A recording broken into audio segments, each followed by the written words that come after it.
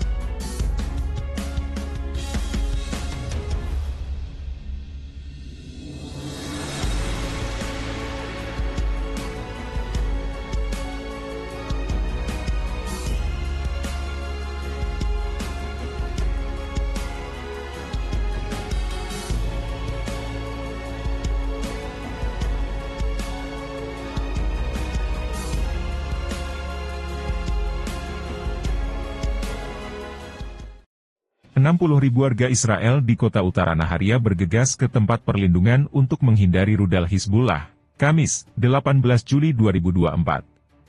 Mereka merasa ketakutan atas serangan kelompok bersenjata Lebanon tersebut.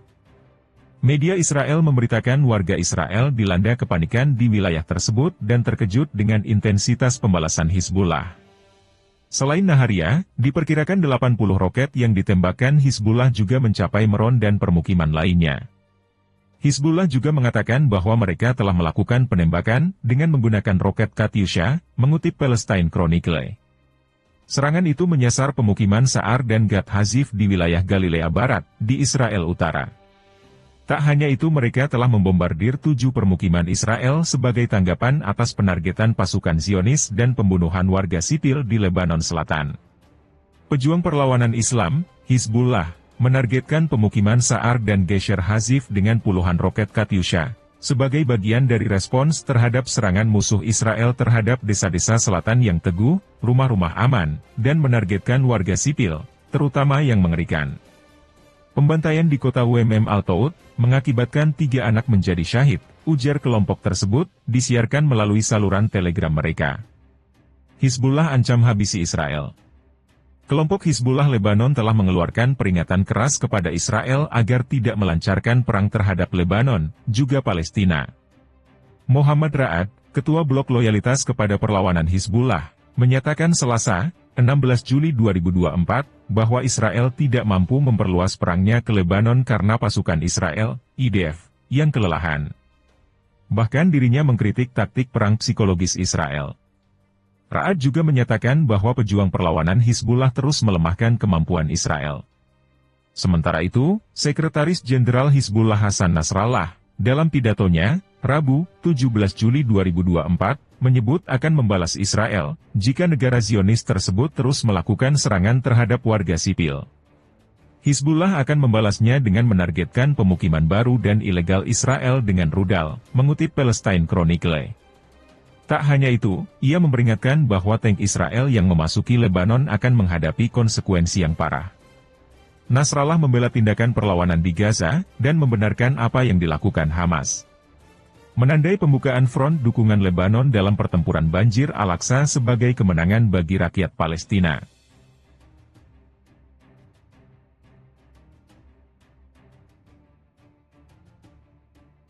Ajab nih buat Zionis, belanja perang capai 356 triliun rupiah, defisit Israel melonjak, dan utang mengancam.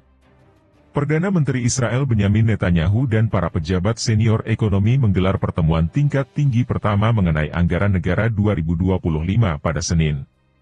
Anggaran tersebut upayakan untuk disetujui oleh parlemen pada akhir tahun 2024.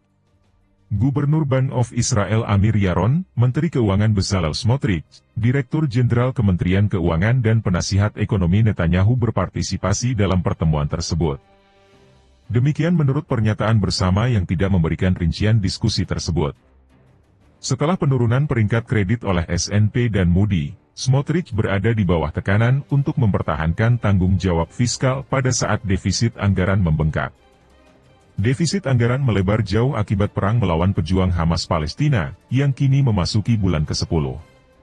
Pengeluaran untuk perang telah mencapai 80 miliar shekel, atau sekitar 356 triliun rupiah, 22 miliar dolar, dan investor sedang mengamati apakah Smotrich memiliki kemauan politik dalam koalisi partai sayap kanan dan agama untuk melakukan penyesuaian fiskal yang besar.